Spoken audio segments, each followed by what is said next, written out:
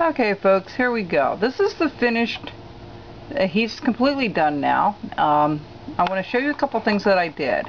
I went ahead and did all his fur or hair, or whatever you want to call it, and I put the word honey. I cut that in there, and what I did was I used a very tiny V tool. I had it printed on there, and I went ahead and just gouged out a little bit on the end, each end, and then took a knife across it. It was way too small to show you how I did that, but it's just a matter of taking a V tool down and then just making your lines, and then I went back over it with a regular knife, made it a bit deeper, because the V cut is not going to make it super deep. It will make it more uniformed, but it won't make it deeper. Okay, so there's our little honey bear. I also did the bottom portion over here. Alright, and in between here there's a little bit of hair from his foot, and I think it looks pretty good. I think we're ready to almost start to paint it. I'm gonna go and cut out those other pieces, and then we'll see if we can fit a couple pieces in before I actually do the painting, to make sure it all fits before I have it done. And I'm trying to cram stuff down there and it doesn't fit. I don't want to be rubbing up against it with something that's gonna, you know, ruin it or wear it down a little bit.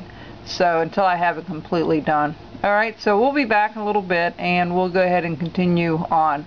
But this is what he absolutely looks like with the hair and the fur and the pattern of it. So alright, that's what he looks like.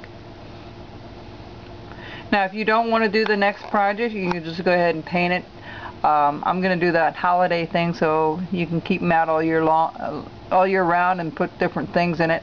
I was trying to debate how to keep all the little pieces together, and I may have an idea for that.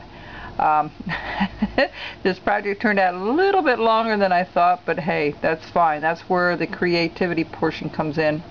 And like I said, when you start on a project and you want to do it differently, there's nothing wrong with it if you go into a different direction as soon as you start, you know, and say, hey, we're going to try this and that. I'm really glad I put the fur portion in. I had a lot of fun doing that with the V tool.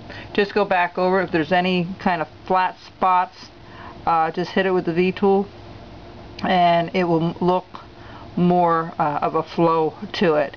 Try to get every little crevice you can get, you know, within reason, of course. There's always going to be the little places, but if it's a blatantly a big piece, then you go back over it and hit it with the V tool. Okay, the other thing you could also do, if you wanted to, you can use two different V tools to get two different textures, you know, because of the width of the V tool. That's another aspect that you can also do with it. Okay, so we'll be back in a little bit, and we'll start on the little hand piece, the little stuff we're going to stick here in his little honey jar. Okay, we'll be back. And what before we go, I also took this out a little deeper with a gouge. I took it down quite a bit. You can see how deep I put it. That's how long those stems are going to be on the little pieces we're going to do. Okay, we'll be back. We'll start with the heart first. Bye bye.